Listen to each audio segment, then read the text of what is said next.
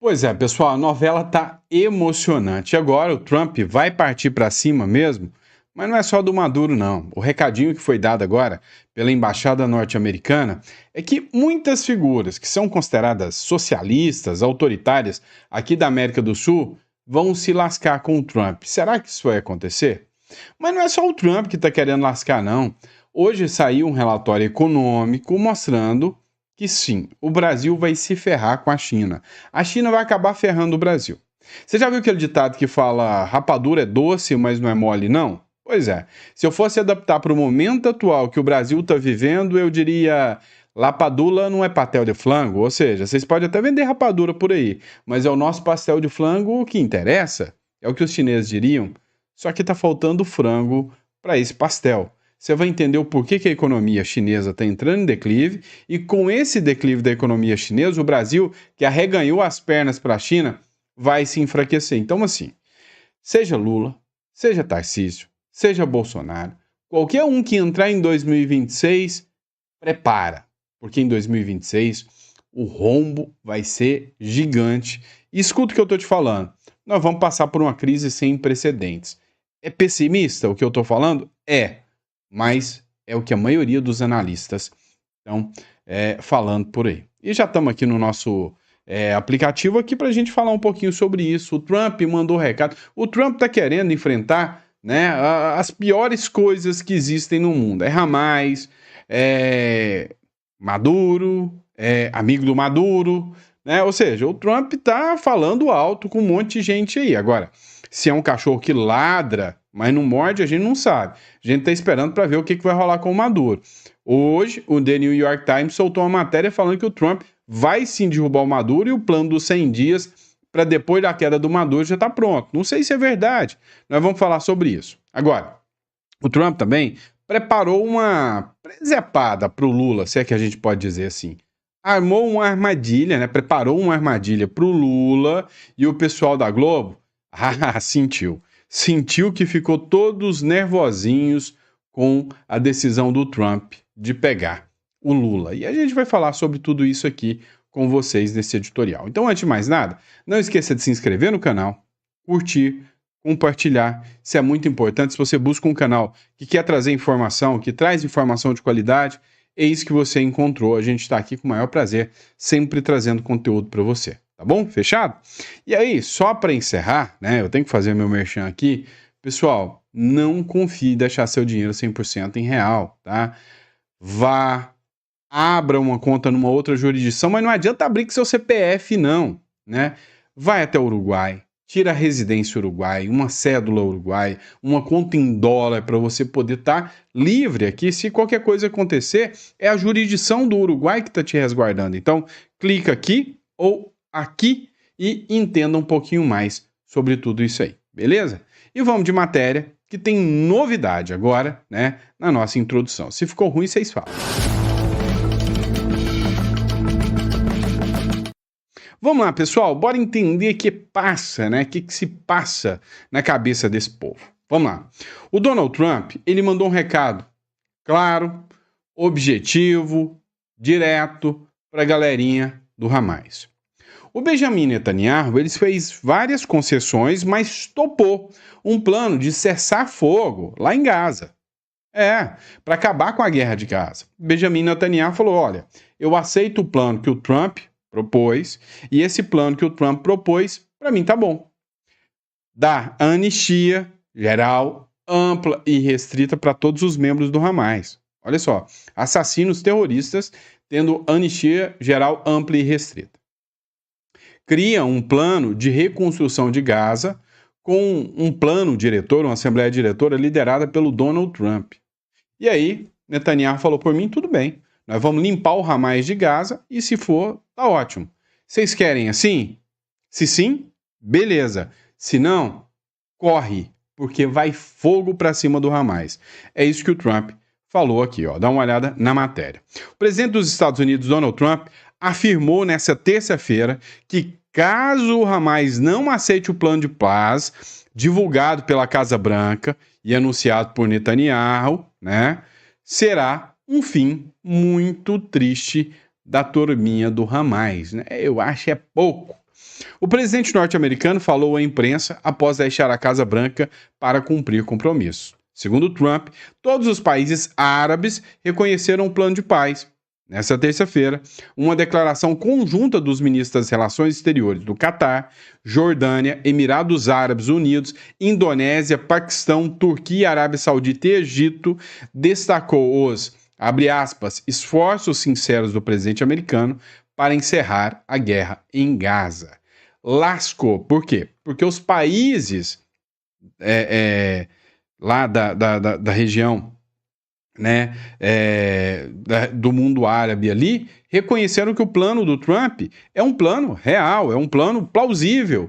E aí mandaram um recadinho, ó Gaza, ó Hamas, vocês vão ter que aceitar. E se vocês não aceitarem, se o Trump quiser entrar no jogo e meter bala em vocês, o problema é de vocês, né? Olha só o que o Trump falou aqui, ó.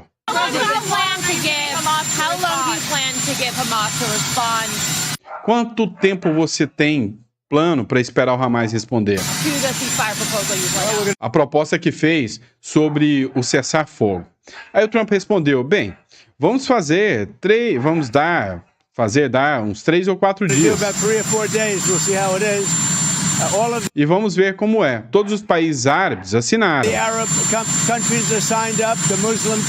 Os países muçulmanos, todos assinaram. Israel já aceitou. Estamos apenas esperando o Hamas. E o Hamas vai fazer isso ou não? E se não for, vai ser um final muito triste para o Hamas. Meu irmãozinho, ao que dá a entender, o Trump já meio que perdeu a paciência com essa turma, né? A Embaixada dos Estados Unidos no Brasil, né? Não que isso tenha nada a ver com o Brasil, tá? Mas a Embaixada dos Estados Unidos no Brasil mandou um recadinho, tá? Ou seja, parece que os Estados Unidos estão a fim de comprar briga com um monte de gente. O governo Trump irá enfraquecer, desmantelar e, abre aspas, eliminar as organizações terroristas estrangeiras. Vamos libertar o hemisfério ocidental do domínio dos narcoterroristas. Ora, vocês já estão vendo esse tipo de recado ali para o Maduro o tempo todo. O que mudou aqui na regra do jogo? Esse recadinho foi para Brasil, né? Foi a embaixada brasileira que postou isso aqui. Isso porque paira agora no Congresso Nacional um projeto que trata o PCC e o Comando Vermelho como grupos terroristas. E a partir do momento que se tornam grupos terroristas, o Donald Trump tem carta branca para chegar e, moral, né? Tocar o terror em cima desses caras. Pois é, a gente tá esperando para ver o que vai rolar, né? Se o Trump vai fazer ou não. A ameaça foi feita. O Editorial Central fez uma publicação aqui com o comentarista político aqui, Samuel Fernandes, e falou sobre o recadinho que o Trump já tinha dado, inclusive, para o Maduro, através do The New York Times. E eu recomendo vocês, para quem não conhece, acompanha lá o Editorial Central, aqui no YouTube, canal muito bom, tá, pessoal? Pessoal, notícia em primeira mão aqui para vocês de um assunto que eu tenho certeza que tá todo mundo doido aí para ver o desfecho disso. Pessoal, acabou de sair no jornal The New York Times. Olha só essa matéria aqui, preste bastante atenção. Governo dos Estados Unidos decidiu derrubar o regime de Maduro e já planeja as 100 primeiras horas pós-queda, diz The New York Times. Pessoal, o secretário de Estado Marco Rubio ele foi muito claro com todo mundo quando ele disse não é se vai derrubar o regime do Maduro, mas sim quando vai derrubar. Pessoal, e a gente sabe que existe todo um estudo, toda uma articulação por trás e com os próprios apoiadores do Maduro, que é a questão aí da Rússia, da China, do Irã, até mesmo de Cuba, para evitar que esses países apoiadores mandem reforços militares e criem uma guerra sem precedentes. E a gente entende que nas primeiras 100 horas após a queda do Maduro, o que os Estados Unidos devem fazer é legitimar o governo de Maria Corina Machado, que foi a verdadeira vencedora aí das eleições que teve na Venezuela, para garantir ali a soberania e colocar ali as tropas armadas dos Estados Unidos o tempo que for necessário para impedir que aconteça aí atentados contra a verdadeira soberania da Venezuela. E você, o que você pensa aí desse assunto? Deixe aí nos comentários, que é muito importante para a gente saber o que você pensa. É isso aí, pessoal. Tamo junto. Isso aí, pessoal. Ó, recomendo demais o canal Editorial Central com o Samuel Fernandes, tá? E aí, é como ele disse, o recado já foi dado, né? Vem o governo norte-americano, fala que vai derrubar o narco-estado da Venezuela. O The New York Times anuncia isso, e a embaixada brasileira é que faz uma publicação dizendo que todos os narcoterroristas inimigos dos Estados Unidos vão cair. A embaixada brasileira publicando. É estranho, no mínimo, não é? E aí, vem o Trump preparando aquele presentinho de grego pro Lula. Pois é. Olha só essa matéria que acabou de ser publicada agora pelo Sóstenes Cavalcante. Urgente, urgente. Os Estados Unidos devem exigir que o Lula vá até a Casa Branca e que tudo seja transmitido ao vivo. A gente viu o que o Trump fez com vários presidentes por lá que passaram. O próprio Zelensky, o presidente da África do Sul, agora, se eu não me engano, foi o da Turquia, se eu não me engano, que teve lá também, tomou um rala, falou, de fraudar a eleição, você entende, né, vagabundo. Foi quase isso que o Trump falou, só tira o vagabundo, que ele não falou isso, né? Mas, enfim, foi isso que aconteceu. O Trump costuma colocar o pessoal lá na poltroninha, no banquinho do castigo e descer a lenha. E é o que ele está querendo fazer com o Lula agora. Olha só isso aqui. Donald Trump, ele é muito imprevisível. Ele gostaria, de fato, de um encontro presencial, mas isso não significa que esse é o conselho. O conselho é, vamos dar início às negociações de forma remota e, num segundo momento, a depender do resultado desse primeiro contato, digamos assim, pode-se trabalhar com uma visita mais, não só presencial, mas mais formal, num ambiente ali político de um dos dois, né, mais cotado no claro, o presidente norte-americano, mas que é melhor garantir um primeiro contato controlável, de uma maneira que não haja surpresas vindas de Donald Trump, viu, Uribe? De diálogo, Nana, porque o governo brasileiro tenta fechar os últimos detalhes com a Casa Branca para a realização do encontro entre Donald Trump e Luiz Inácio Lula da Silva. Embora o governo brasileiro prefira uma conversa por telefone para não expor tanto Luiz Inácio Lula da Silva, a gestão americana sinalizou que gostaria de uma reunião presencial. Mas há uma avaliação no governo brasileiro de que não cabe a Lula ou a Trump tentar causar um constrangimento nessa conversa. É melhor que seja, na verdade, uma reabertura de canais. Há também a possibilidade da Casa Branca. Isso não está descartado não, né?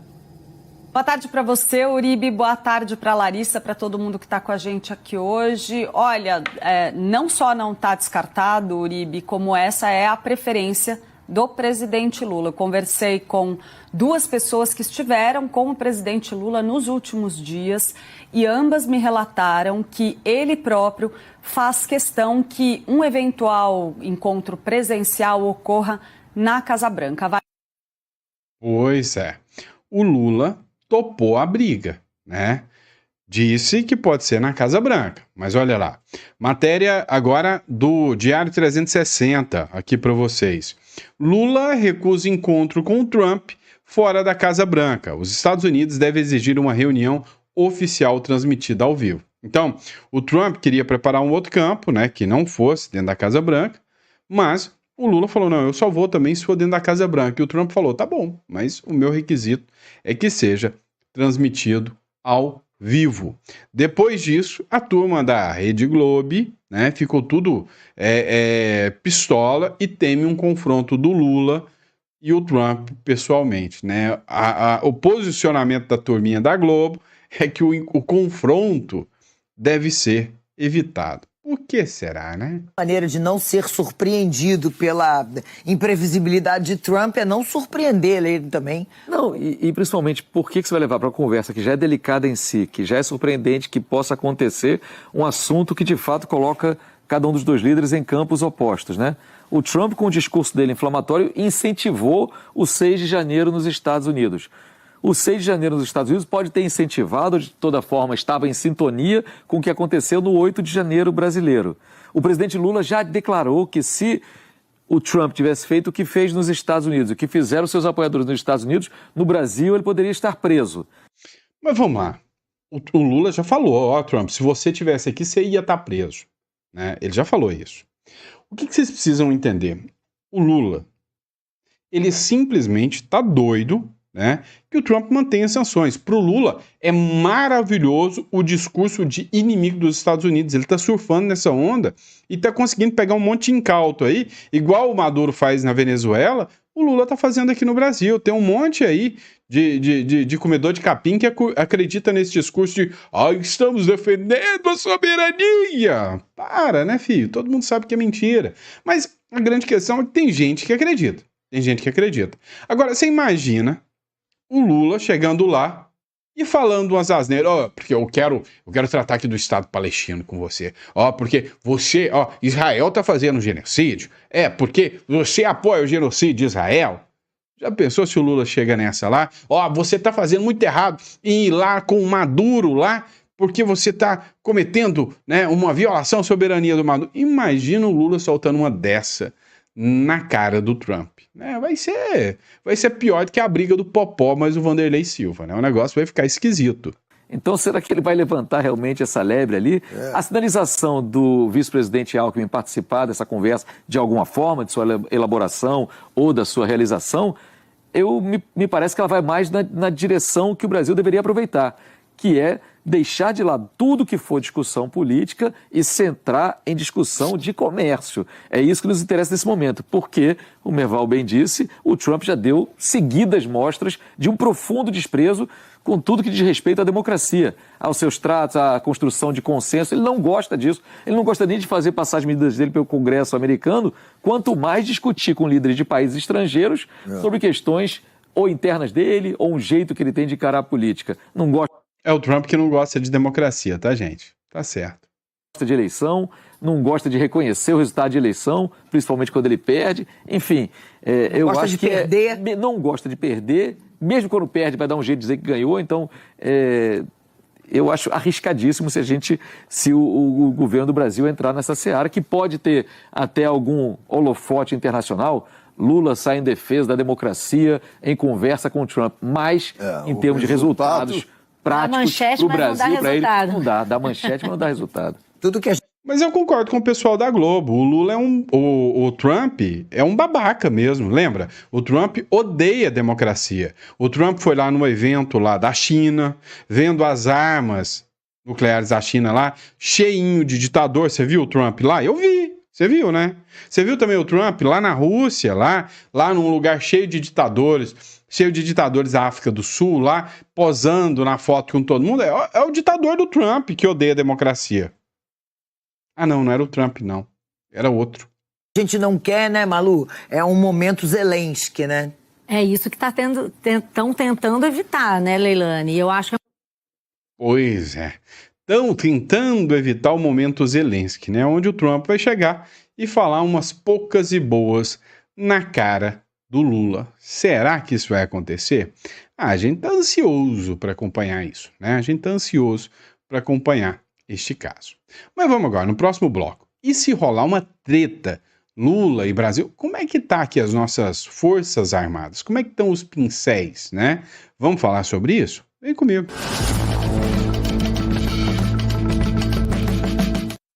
Vamos lá, pessoal, bora entender isso aqui, ó. O ministro de Lula joga tudo no ventilador. O ministro da Defesa é o Múcio, tá? Já era, não sei nem como que ele não caiu até agora, depois de tantas coisas que ele já falou sobre o governo Lula, ó. Não temos dinheiro nem para combustível nas Forças Armadas. Ó, coitado, né? Eu vim pedir uma ajuda, mas vim fazer uma gravíssima alerta. Hoje, é muito grave eu dizer aos senhores, mas nós somos o maior país da América Latina, temos 52% do PIB da América Latina, mas as nossas Forças Armadas não sei nem se estão entre as 3 primeiras. Nós temos bastante equipamento, mas nós não temos dinheiro para combustível. Nós temos bastante equipamento comprado, existe financiamento para comprar novos, mas nós não temos dinheiro para comprar peças. Falta combustível, falta peça, falta munição. Nós temos 30 dias de munição. 30 dias espanta o inimigo, mas se ele voltar outra vez, nós não temos nada o que fazer. Gente, vocês têm noção. do que um ministro de defesa. Presta atenção. Um ministro da defesa falando para os inimigos ouvirem que nós temos 30 dias de munição. Qualquer inimigo que tentar invadir o Brasil, nós temos munição para espantar o cara, mas se o cara voltar depois, nós estamos ferrados. Vocês entenderam o país que você está vivendo? Você entendeu? E o pior, nós estamos num país que eles estão vendendo, né, o Brasil vendendo a alma para a China. Está circulando uma fake news aí, é fake news. É feito por IA, tá? Um IA do Lula beijando a mão do Xi Jinping. O vídeo é fake, a imagem é feita por IA, mas o contexto não tem como ser mais fidedigno do que esse. Vamos ser sinceros, né? O Brasil está lambendo a China. E a China está começando a entrar em declive, meu amigo. E aí nós vamos nos lascar. Eu queria que vocês olhassem aqui, né? Essa publicação aqui do Conexão Política, uma analista econômica aqui falando sobre a promíscua relação Brasil-China e o quanto a própria China pode ferrar o Brasil. Escute, Amir. Que o Brasil está, na minha opinião, o Brasil está caindo numa armadilha comercial com a China. A China é nosso maior parceiro comercial, mas os nossos superávites com a China em percentual relativo estão caindo. Por quê? Porque justamente porque o Lula optou por desenvolver essa relação de simbiose com a China, a gente não consegue também se defender da quantidade de produto barato chinês que está sendo jogado aqui. Se você andar pela Europa e andar pelos Estados Unidos, você não vai ver a quantidade de carro chinês que você vê no Brasil. A quantidade de produto chinês que vem no Brasil. Por quê? Porque esses países ergueram barreiras para se proteger da China, que faz dumping. Então, o produtor chinês pode vender com prejuízo, dependendo do setor, o governo vai lá e subsidia. Então, nós temos uma balança comercial superavitária, mas ela não dá nem para o cheiro. Da onde que vem o dinheiro? Vem de investimento direto. Estados Unidos é o primeiro, a Holanda, os países europeus vêm ali segundo, terceiro, quarto, e a China, agora, dependendo da métrica, vai ficar entre quinto e nono lugar. A China investe muito pouco no Brasil.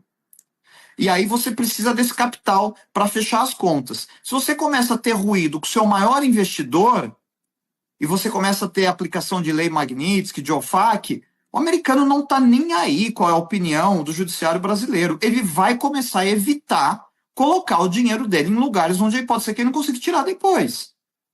A gente pode começar a ver um problema de investimento direto no Brasil. E se isso acontecer, a gente vai ter que equilibrar a nossa balança de outra maneira. Se a gente continuar fazendo déficit de transação corrente e faltar investimento direto, a gente vai precisar do que eu chamo de capital motel, que é o investimento em carteira, que é aquele dinheiro que vem só para usufruir juro e vai embora rapidinho. Então o que você tem que fazer? Você tem que subir juro para atrair dinheiro. Se a gente olhar a Turquia é um caso clássico, né? A lira turca em 2016, você comprava $1 com 2,60 liras. O real, na época, estava próximo ali, entre 2 e 3. Hoje você precisa de 40 liras para comprar $1. Essas coisas podem acontecer. Hoje ainda há um fluxo de investimento muito grande para o Brasil, mas isso pode ser mudado do dia para a noite. Aconteceu na China, a China precisou queimar reserva. O Brasil tem 300 bilhões de reserva, dá 3% do PIB, menos que isso. Vocês entenderam o que ele falou aqui? Ele falou o seguinte, olha, o país, ele precisa trazer investimento estrangeiro. A China não faz esse papel de trazer investidores para o Brasil. Americanos investem no Brasil, os chineses não. É o que ele acabou de falar.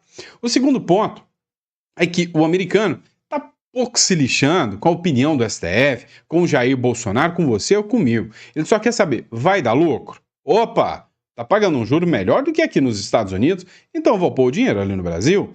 Porém, e se eu pôr o dinheiro, querendo um lucro maior, e eu me lascar, através do próprio governo americano, que seja o caso com a lei Magnitsky? Por exemplo, vem cá, você tem coragem de investir o seu dinheiro lá na Venezuela, na moeda venezuelana, no Bolívar? Não tem. Você vai se lascar, que você sabe disso. Veja o caso da Turquia. Valia 2. Hoje, você precisa de 40 bolívar, 40, acho que é francos turcos, para poder comprar $1. Ou seja, o dinheiro do turco acabou. Você vai deixar o seu dinheiro guardado em real? É o que pode acontecer em qualquer momento, foi o que ele acabou de falar. Agora, a qualquer momento, o dinheiro pode, E aí, o que está acontecendo? Tem alguém preocupado com o Brasil? Só me pergunta, além do povo brasileiro, de mim, de você, que é o imbecil que paga todos os impostos para bancar tudo isso aqui, né? Apesar de eu não morar mais no Brasil, apesar de não ser mais residente fiscal no Brasil, né? Eu ainda tenho minhas empresas aí no Brasil que acabam tendo que pagar imposto, né? E aí, a grande questão é, quem banca a gente somos nós. Aí a grande questão que fica é, você acha que tem alguém preocupado com o Brasil? Não tem. Enquanto isso, eles estão preocupados em se blindar. Olha essa beleza, né? Gilmar Mendes defende lei anti-embargo para proteger autoridades e instituições brasileiras contra sanções. Ele está dando um sinal que o STF, que o Congresso, vai tentar bater peito contra os Estados Unidos e falar, vocês não dão conta de pôr Magnitsky em mim, né? O ministro do STF afirmou que a legislação serviria para casos como a da Lei Magnitsky e que regras da Europa são inspiração para eles. O Vinícius Carrion escreveu o seguinte, querido Gilmar Mendes, vejo que está preocupado e pesquisando sobre o assunto, mas tem um pequeno spoiler, não vai adiantar, tá? Tá chegando em você, ou seja, tá vindo para você também a Lei Magnitsky e ele está preocupado, está tentando resolver o problema. Agora, quando eu digo para vocês que você precisa se blindar, ter outra jurisdição para proteger o seu dinheiro, ter parte do seu dinheiro em dólar, eu estou falando sério. Olha essa matéria aqui da revista Ceará. Projeções revelam: o Brasil liderará a maior alta de impostos globais até 2050. É um imposto novo a cada 37 minutos segundo, informações que já saíram. Seu dinheiro vai ficar aqui para ficar para o governo. O relatório consolidado por economistas do Instituto Esfera, em parceria com a Abiquim e coordenado por Fernando Menequim, projeta a carga tributária brasileira saltará de cerca de 34% do PIB, ou seja, nós já pagamos 34% do PIB, para 42% até 2050. Um aumento de 10 pontos percentuais, 10% a mais de imposto que nós vamos pagar até 2050. Daqui para lá, se o seu patrimônio, você está construindo seu patrimônio, você está planejando seu patrimônio, você está fazendo sua estrutura aqui, se lascou. É simples. E não sou eu que estou falando, tá aqui a matéria aqui para vocês poderem analisar, gente. O Brasil não é para amadores, a República Tupiniquim aqui não tá de brincadeira para ninguém, tá? Agora vamos lá. Publicação do Sóstenes Cavalcante aqui, repercutindo a matéria ali, Gilmar Mendes quer criar lei para blindar Moraes e os ministros do STF. Lembra o que eu estou te falando? Todo mundo só pensando no próprio imbigo, né? Não é, a palavra está errada, mas todo mundo pensando no próprio imbigo, né? É isso que está acontecendo. E o ministro Gilmar Mendes, do Supremo Tribunal Federal, afirmou hoje que os três poderes discutem a formulação de uma lei para proteger autoridades e instituições brasileiras de sanções internacionais. Na Europa existe já várias discussões sobre isso e várias decisões sobre isso, tendo em vista embargos que são aplicados a Cuba, embargos que são aplicados ao Irã. E como recentemente houve essa aplicação, não só a cassação de vistos de autoridades brasileiras, o episódio do ministro da Saúde, mas também a aplicação da Magnitsky a um dos nossos colegas, e esse é um fenômeno que também está ocorrendo com autoridades europeias, nós estamos nos debruçando sobre um debate de lei anti-embargos para proteger as autoridades e também proteger o próprio imbigo, tá? Aquelas chamadas entidades que sofrem sanções secundárias, como bancos, prestadores de serviços. Vem cá, você acha mesmo que o Lula não quer sanções, né, no sistema SWIFT? Você acha mesmo que o Lula, o sonho do... Presta atenção, gente.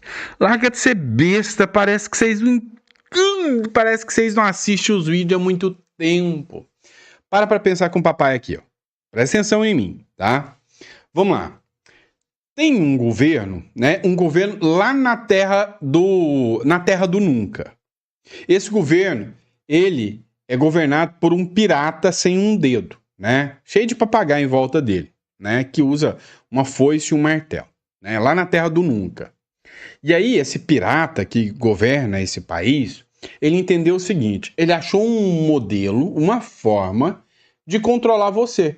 Ora, você tem uma moeda lá, né, que se chama irreal. O nome da moeda lá da terra do nunca, né, chama-se irreal, né, é o nome da moeda lá, né. E aí, ele entendeu que o irreal é uma moeda convencional como qualquer outra. Você pode passar por nota. Aí depois ele criou um mecanismo, tá? Isso é só ideologia, tá? Isso é só ficção, tá? Ele criou um modelinho chamado FIX, que é um modelo de pagamento dessa moeda chamada irreal, tá? E aí o FIX, ele viu que dava para controlar a ida e vinda, ele falou, cara, quer saber?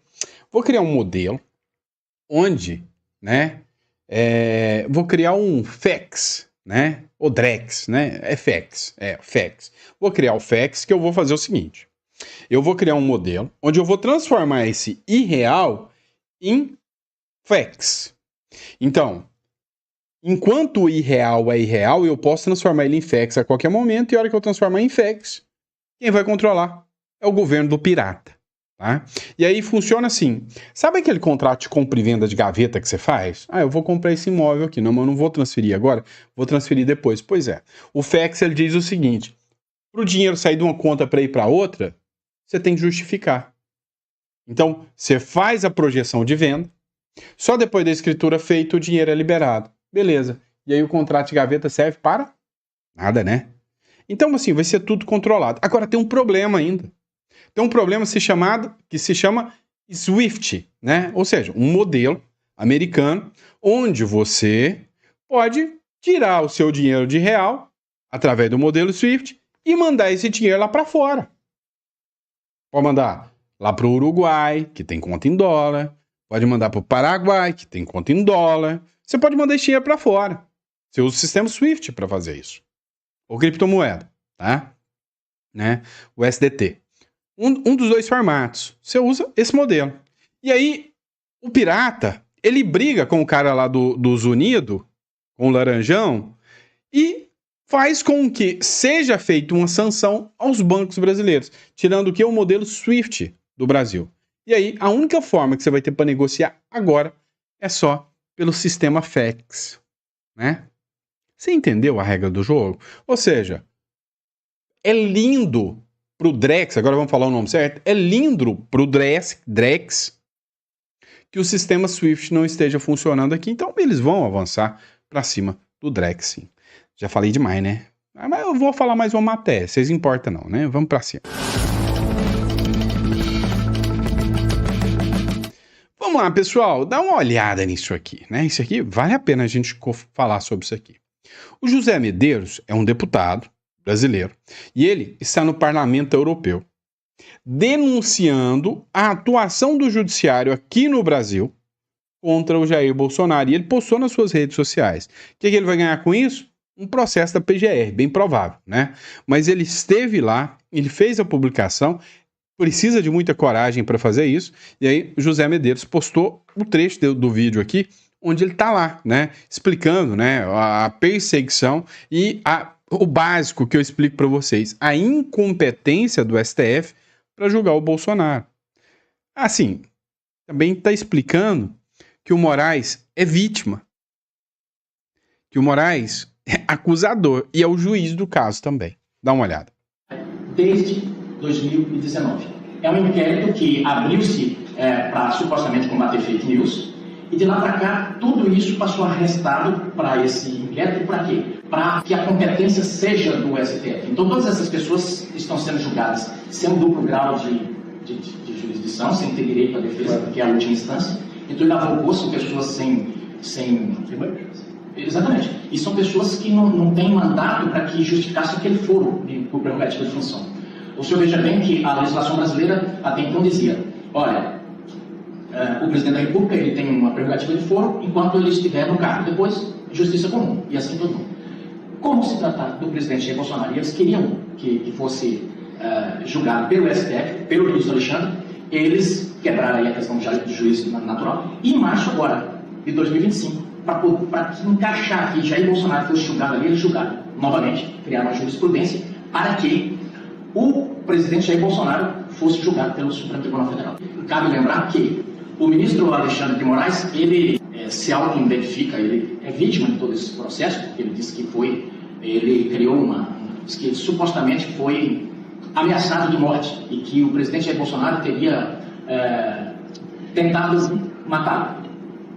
E aí, ele está julgando esse processo. Digamos que fosse verdade. Como é que eu vou julgar um processo do qual eu sou vítima? Então, são todas essas coisas que a gente trouxe. E vamos protocolar juntamente com as denúncias demonstradas para que o Parlamento Europeu fique sabendo o que é que está acontecendo no Brasil. E aqui também está relatado tudo que se foi feito em relação à questão da liberdade de expressão, jornalistas asilados, como é o caso do Didi, e por aí vai.